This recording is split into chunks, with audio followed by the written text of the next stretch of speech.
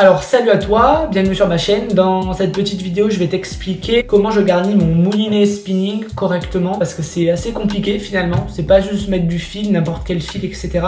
Faut le remplir correctement. Tu vas avoir besoin en fait du coup de ton moulinet bien sûr, de ton corps de ligne. Alors ça peut être du nylon ou de la tresse. Pour ma part, c'est de la tresse. Tu vas avoir besoin d'un ciseau, d'un backing. Et tu le vois à côté d'une marmite avec de l'eau, je te montrerai, ça c'est pour garnir ton moulinet quand tu auras fixé ton backing. Du coup le backing, à quoi ça sert? Alors le backing, ça va se fixer en premier sur la bobine et ça va te permettre à garnir ton moulinet. Si tu n'utilises pas de backing, le problème qu'il va y avoir, c'est que quand tu vas avoir mis toute ta tresse dans le moulinet, ton moulinet il sera trop peu rempli, ce qui fait qu'à chaque lancer, en fait la tresse elle va venir frotter, en fait on appelle ça la gorge de la bobine, elle va venir frotter sur cette partie de la bobine et ce qui fait qu'elle va s'abîmer plus rapidement, elle va fausser tes distances de lancer et elle va également dévier en fait la trajectoire que tu as voulu donner à ton leurre. Du coup pour commencer en fait c'est hyper simple, il va falloir que tu mettes la bonne quantité de backing dans ton moulinet. Si tu utilises du nylon c'est un peu plus facile parce que sur les moulinets on t'explique assez brièvement, je sais pas si ça met la mise au point, je pense pas. En fait on te dit par exemple il va te falloir 200 mètres de nylon en 22 centièmes pour que ton moulinet soit correctement rempli. Par exemple, il va falloir 160 mètres de nylon en 25 centièmes pour que ton moulinet soit parfaitement rempli. Le problème, c'est que si vous utilisez du nylon, tant mieux pour vous, c'est super. Par exemple, quand on utilise de la tresse qui est en ici 12 centièmes, il va falloir, sur le papier, si on les écoute, il va nous en falloir 350, 400 mètres. Sauf que ça ne sert strictement à rien parce que c'est quand même très cher alors qu'on peut utiliser du backing. Le backing, alors soit tu peux en acheter, en fait c'est juste un nylon tout con, moi c'est un nylon de récupération. L'idéal il faut qu'il soit de la même résistance que ta tresse parce que si tu as un gros poisson et que tes 130 mètres de tresse elle se casse du moulinet et qu'en fait finalement tu arrives sur ton backing, crois-moi que si tu mets un backing en 10 centièmes en nylon, ton brochet il va faire un coup de queue et tout va péter, tu vas être dégoûté. Donc vaut mieux prendre, moi c'est ici en 50 centièmes, j'avais que ça, c'est hyper costaud, si tu as un cendre ou même un silure, ça résistera. Voilà. Donc l'idéal c'est de prendre un nylon à résistance égale, voire un peu plus. Certains disent on s'en fout. Moi personnellement je m'en fous pas parce que là où je pêche il y a énormément de brochets, énormément de silures, donc si je tombe sur des poutres, je préfère avoir un backing qui tienne le coup. Et du coup on va commencer, ce serait peut-être une bonne idée parce que l'introduction est un petit peu longue là. J'ai mis le moulinet sur sa fixation, je prends mon backing, donc mon nylon que je vais passer dans l'anneau au-dessus, voilà je le passe dedans simplement. Je le fais ressortir et ensuite, donc là c'est hyper simple, on va prendre notre fil, on va faire une grande boucle, voilà, comme ça. On va passer notre fil, notre extrémité dans la boucle, voilà. Donc là c'est comme si on faisait un nœud tout con, vraiment basique que tout le monde sait faire. Et ensuite, individuellement de la boucle qu'on vient de réaliser, on va refaire une boucle, on va refaire le même principe. Ce qui fait que là, voilà, on fait comme ça, on revient passer dans la boucle. Et ensuite, on va serrer pour qu'en fait, on ait l'apparition d'une boucle. Donc là, on serre. Et donc là, du coup, ça nous arrive à une boucle comme ça, toute simple. Ensuite, cette boucle, on va la passer dans notre bobine. La boucle qu'on vient de faire, on la passe dans notre bobine. Et là, le but, c'est tirer sur le fil, le nylon qui est le plus long, en fait, qui va venir se fixer sur notre bobine. On va tirer et en fait, notre nœud, il va coulisser naturellement sur la bobine et ça va venir en quelque sorte serrer la bobine. Donc il suffit pas de tirer comme un âne.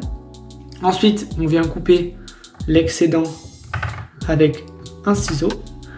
Voilà, donc j'ai fait le nœud et maintenant on voit que du coup j'ai coupé l'excédent ici. Si on tire on voit que c'est bien fixé. Donc si vous avez du scotch vous pouvez venir fixer en fait cette partie un peu libre qu'on a coupé, c'est l'extrémité. Il faut pas venir le couper à ras parce que sinon ça va casser, parce qu'en fait le nœud va glisser et en fait ça va servir à rien.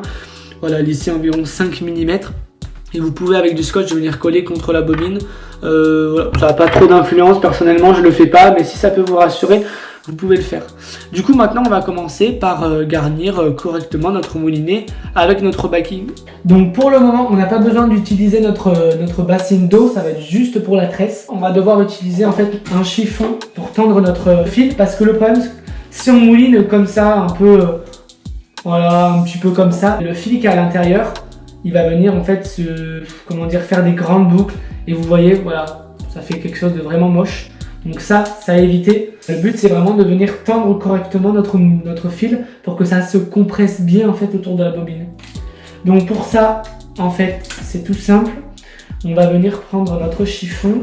On va venir ici comme ça tendre. Alors je vous conseille de prendre un chiffon. Si vous le faites avec les mains, bon vous pouvez le faire.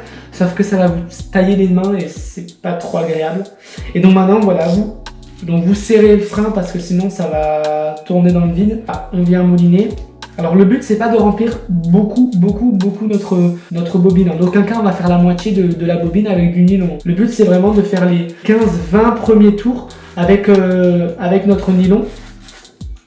Voilà, pour pas en fait que la tresse soit en contact avec le métal de la bobine. Du coup, voilà, on fait ça un petit peu plus longtemps. Le but c'est aussi de cacher en fait le nœud de fixation à la bobine. Voilà, pour pas que ça dérange la tresse. Voilà. Voilà, donc là j'ai fait, allez, on va dire que j'ai fait une trentaine de tours. J'en ai assez. Vous voyez ici que on a un moulinet qui est quand même bien droit. Ça veut dire qu'en fait on a le fil qui est bien réparti sur toute la bobine. Donc ensuite c'est tout con. On vient en fait couper un peu n'importe où voilà, notre nylon. Ça on s'en sert la prochaine fois qu'on veut refaire un moulinet, regarnir un moulinet, on s'en sert pour après. Et là maintenant on va passer au nœud de raccord entre tresse et nylon.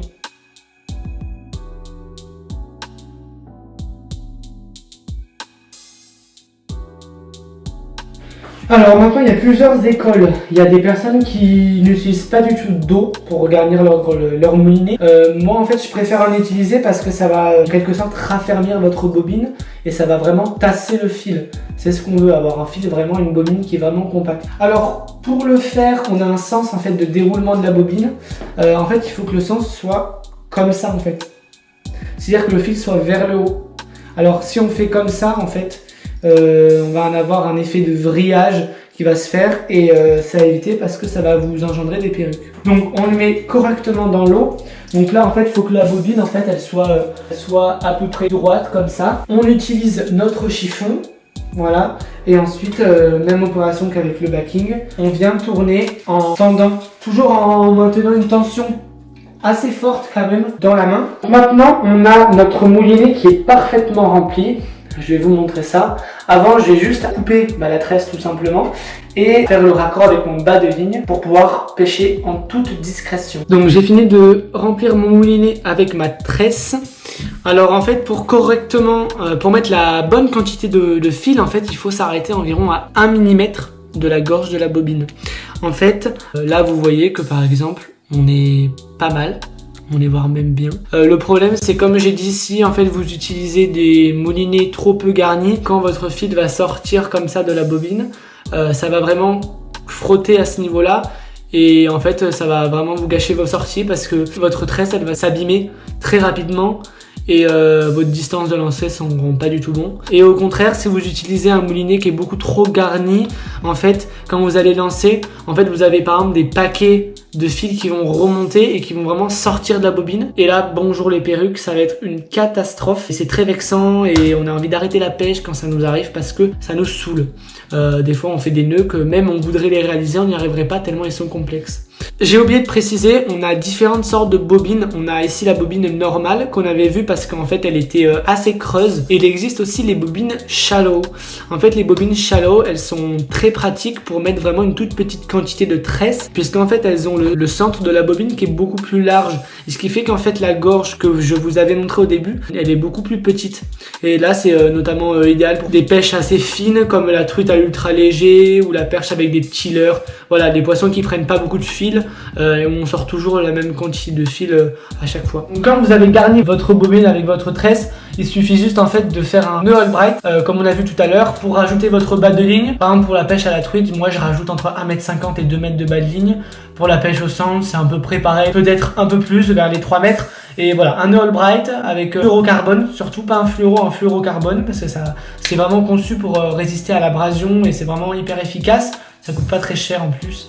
Alors, bien évidemment, je vais dire les phrases bateau, mais c'est hyper encourageant. Si vous avez aimé, si la vidéo vous a servi à quelque chose, mettez un pouce bleu. Vous pouvez vous abonner à la chaîne. Il va y avoir des sessions qui vont arriver en vertical au lac du Salagou. Il va y avoir du black bass, de la perche, de la truite quand ça va être l'ouverture.